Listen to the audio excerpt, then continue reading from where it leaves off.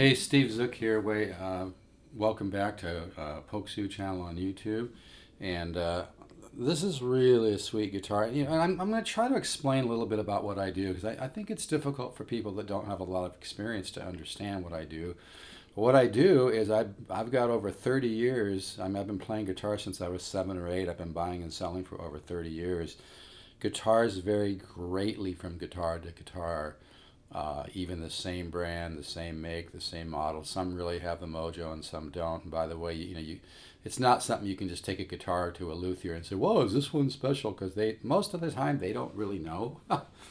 There's some luthiers. There's always the exception, but most of the time they tend to be kind of in the box. Most luthiers are kind of perfectionists. They're kind of in the box. I'm not saying that they can't recognize a great guitar, but I'm just saying you need to learn to recognize a great guitar. You need to learn to listen for the resonance and listen for the focus. Every guitar has its own special, resonance and qualities. And some guitars just ring out. Some guitars just have that kind of holographic magic. Some guitars just have a voice which is, really more musical and more resonant. And it takes time, and that's part of what you pay for when you buy a guitar from me. I have a lot of experience. I've sold millions of dollars of guitars, and if I drive 2 hours to look at a guitar and I don't think it's special, I won't freaking buy it. I'll eat the time, I'll eat the gas, I'll eat the cost of the burger. But I mean, that's part of what you pay for when you buy a guitar from me is my expertise. And by the way, if you want to send me a guitar or send me a video. For $50, I'll tell you if it's special or not, and if I can't ascertain if it's special, I won't charge you. But I mean, that's really it takes time and experience to recognize a great guitar. And like I said, most of the time, there's a lot of, and I'm not putting down luthiers. They're cool, but some of them are really stressed on trying to make rent, and that can motivate them to maybe recommend work that maybe you don't really need to have done. I'm not saying all luthiers, I'm saying some. But most of the time luthiers are at fixing problems, cracks in a guitar, setup work, whatever. But they're not always the best person to tell you if a guitar is special or not, because that's kind of not their field of expertise. And beyond that, every guitar, everybody hears differently too. We all have a different type of hearing. So, it's difficult. You've got to learn to hear the resonance in a guitar and hear the overtone series and hear the magic and hear the bell-like wooden quality, hear the orchestral, pianistic balance, the crystalline quality, the holographic bloom, like the focus. There's a lot to it. Every guitar is a little different, But that's what I do. I really do recognize. I'm a guitar expert. I know the great guitars. And by the way, the great guitars are few and far between. And even Chet Atkins said every guitar is a little bit different. But the great guitars are not easy to find. And a lot of guitars are kind of average. It also has a lot to do with how much a guitar has been played. Sometimes a guitar might just sound kind of dull. And then after you play it for 20 hours, it starts to really wake up. So there's a lot of variables here, But like I said, I'm not putting down luthiers. There's a lot of great luthiers out there that do a great job and are great to work with. But their expertise is not in determining if a guitar has the magic or the mojo. But I can do that. Like I said, I'll charge $50 for it. If I don't feel I can get a good feel for it, I won't charge. But nothing beats experience. That's why people like me and other guitar brokers who've sold tons of guitars. I mean, I can play a guitar, and in my mind I can compare it to 50 other ones. That's the kind of mind I have, and you learn to hear focus and tone and voice, and like I like the word pianistic. But this every guitar has its own thing. Like I just sold a really beautiful Aria guitar that just sounds incredible. It was not easy to let go of, but every guitar has its own focus. This guitar has a really interesting tone. No,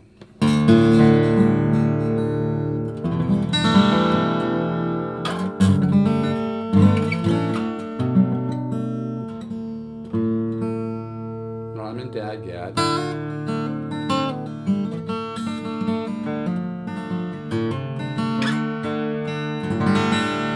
This guitar has a really sweet mid and mid bass tone, and I'm pretty sure this is a solid wood back because you can see the solid flame maple coming through.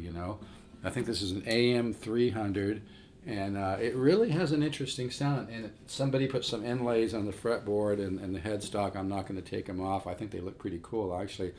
But this is a made in Japan in the 80s guitar. And most guitars made in Japan are really, really special. It's got a little mark right here. Are some better than others? Hell yeah, you know. Just like I was just discussing, some guitars are just better. But this one, the physical look of this guitar I find just stunning. It's just so beautiful with the flame maple, and it's got a little cosmetic flaw right here. But you know, this is made in Japan. It reminds me of, you know, like I said, I mean, I've always loved Ibanez, but the Ibanez stuff made in Japan is really nice. And this really has a sound. It's going to be a short demo because I've got kind of a few things to wrap up.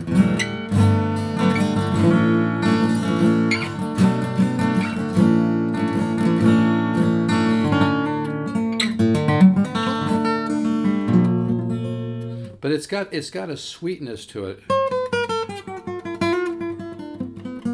See, that's the thing about guitar. Every guitar is just a little bit different. This guitar has a sweet quality to the mids and the mid bass and even the treble. It's got a certain the maple, the flame maple adds a certain pop too. It adds a certain, again, it's so hard to explain this stuff, but the maple adds a certain, normally people think of maple as adding a brightness to a guitar, but it actually can really add a lot of sweet tones to a guitar and make it, especially when it's married to like a solid top like here, you know.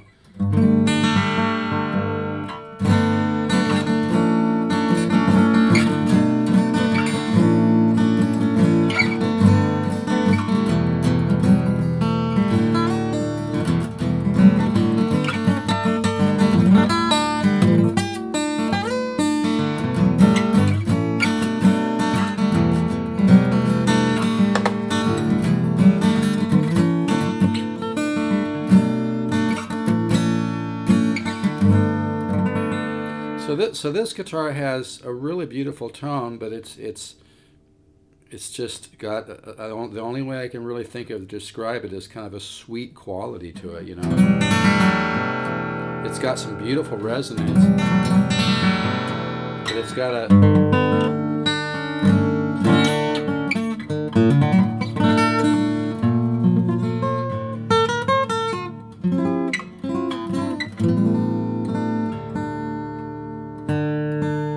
You know what's funny too, this is the second time I've had this guitar in about the last 6 months. I think the guy that bought it maybe just realized, you know, something, I don't know, maybe he had to get his car fixed or something, I don't know. But yeah, this is really...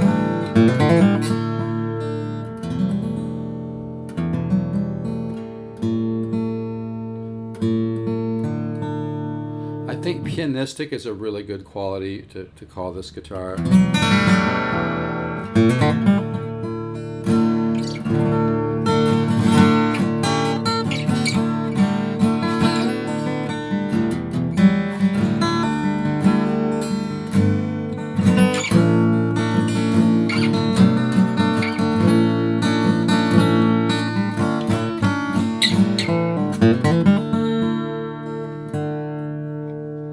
Probably a little out of tune.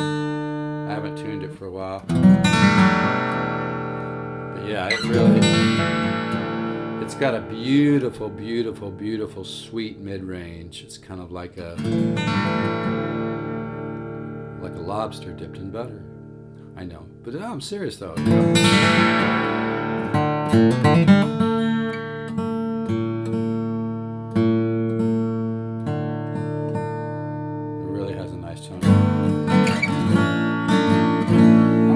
Anyway, I'll go $650 on this guitar. It doesn't have a case or anything. If I can find a gig bag to go with it, I'll just throw it in.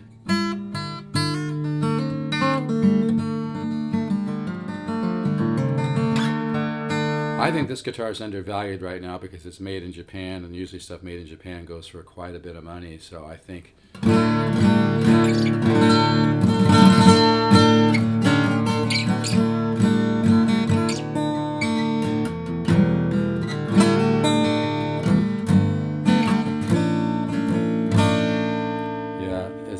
it looks really beautiful on a wall too. Like you put this guitar on the wall, and you just stare at the flame, and have a glass of wine or an iced tea or a cup of coffee or whatever. I'm not much of a drinker. I'm a kind of a teetotaler. And I'm just not. I don't like the energy drop from alcohol, but once in a while I'll have a glass of wine or something. But yeah, this is really a nice guitar. These are not easy to find either. And I've had these before, and some of the other ones I've had sounded pretty good, but I think this one sounds better. I really think part of it is because I live about a mile from the ocean, and I think my guitars, when I leave them out like this one, soak up a little bit of the moisture from the ocean, just enough to treat the wood to maybe give it back a little bit of nutrients that it needs, a little bit of moisture that it needs. But yeah, it's really a beautiful guitar, and it's got a nice setup on it.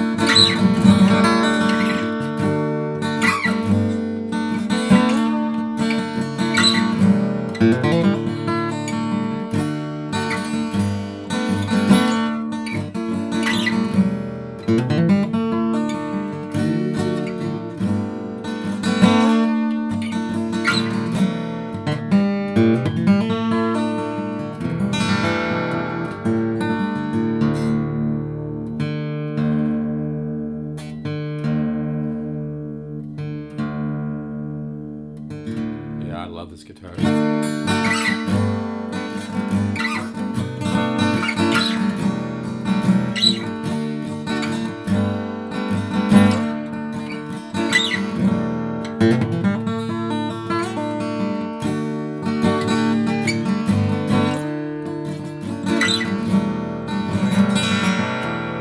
I think what this guitar has a lot is it has a sweet clarity that kind of pops out. Like when I just did that little.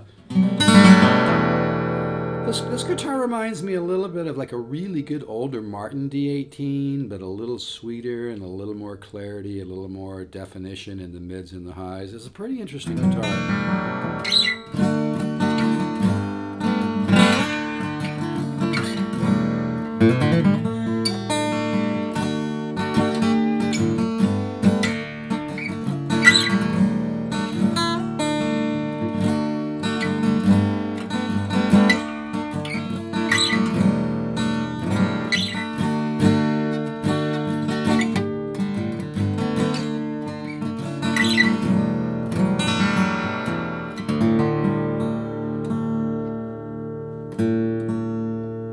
Yeah, this is got it's really hard to describe tone in guitar because every guitar, even Chet Atkins said this, every guitar sounds a little bit different, but there's a certain kind of buttery sweetness with this guitar in the mids, in the mid range, that still has the clarity and the definition, but it's got a nice sweetness to it.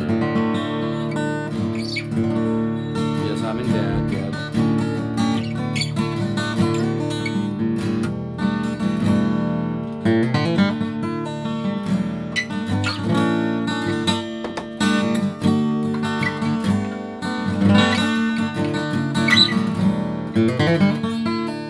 Anyway, I love this guitar. I really do. That's the hardest part of my job is letting stuff go. But yeah, if anybody wants to, you can either send me the guitar or send me, like a recording of it. But just the recording on the phone might not do it. You might need to use something like a Zoom Q3 or something else. Or you can just send me the guitar. But I'm not trying to push hard on doing this, by the way. I don't do it a lot. I do it a little bit. But that's why people buy from me, because I really have the over 30 years of experience. I've sold everything from vintage Martins to Gibsons to all kinds of acoustics, but I specialize in finding great value. I have the knowledge to find guitars that are great value, and with what I believe is the stronger the brand, the more you get ripped off. Like And I got to be careful here. I don't want to get a defamation of character lawsuit, you know. But, you know, there are some brands that are worth the money, but there's a lot of, part of branding and marketing is being able to charge a lot of money for something because it's got that brand, you know. Let's use a different example, Porsche, you know. Porsche makes a great car, but, you know, is it really worth spending $100,000, you know, or Lamborghini, you know, for $200,000-$300,000, you know. But my point just being is that we're all victims of, and I'm the only one I've heard say this term. I know I'm kind of bragging, but I call it discount dominant marketing. We're all brainwashed, you know, like, oh, it's got to be 35% off or 40% off, or it's got to be this price or that price, you know. You got to learn to feel comfortable discovering real value and trusting in somebody like me that knows what real value is, because you can't just always shop with your wallet. You know, the cheapest guitar isn't always the best value. Often it's not. And if the guitar is such a good guitar, why don't they make a video of it? You know, I make videos of all my guitars. If a guitar is such a good value, why didn't the guy at least take the time to make a video of it, you know? But my point just being is that I specialize in high quality guitars that are really, really, really good value for the money, and you're not paying an extra $2,000 for the brand name. Because, you know, guess who pays for the marketing and branding that these big companies do is very, very pricey. They've spent millions of dollars branding.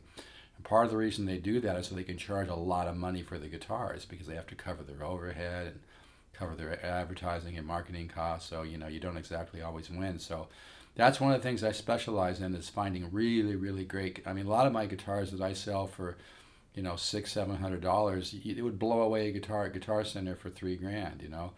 Seriously, I'm not kidding. And part of that's because the stuff I sell is older, and so the wood has aged, and it was made during a time when there was less pollutants in the air and the water. And I tell you, there's a lot more to buying guitars than meets the eye, and that's why I'm successful. People are really stoked with the quality they get from me, because I work my ass off. I work really hard to find great guitars that I can offer at a good value. And then a lot of people know me. A lot of, you know, everything from studio players to songwriters to people that just love guitar. You know, people call me when they want to sell a guitar because they know I'll pay them more than a pawn shop or a music store, because I'm in this for all the right reasons. I'm in this business. I'm in the guitar and music business because I love music and love guitars. If you want some cred from me, you can go to Vintage Guitar Magazine, read the review of my CD by the great writer Stephen Stone. He even mentions he's bought 3 or 4 guitars from me. You just go to vintageguitar.com, put in Steve Zook in the search. You can read my review. Folks, I know what I'm doing. And people that buy guitars from me can relax knowing that they're getting great value, because they really are. I really know what I'm doing. And like I said, the great guitars are few and far between. But anyway, this guitar is really sweet. I haven't played it for a while.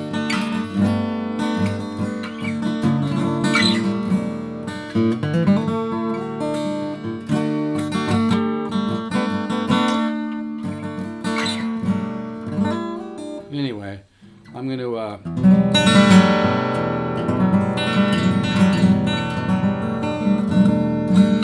you can call me 714-548-0385, or text, same thing, 714-548-0385, or email me, stevezook7@yahoo.com, or pokezu@gmail.com. The Steve Zook 7, the number 7, not spelled out, at yahoo.com, or pokezu@gmail.com. But yeah, this does not have a case or anything. I'm a really good packer. I think I could probably find a gig bag, but I'm a really good packer. I pack really well. It's I take packing really, really seriously, you know. But yeah, this is really a beautiful guitar. It's made in Japan too, so the quality is really up there, you know, and you can see the flame coming through in the inside. All right, folks, take care. Let's all try to keep the faith and stay positive.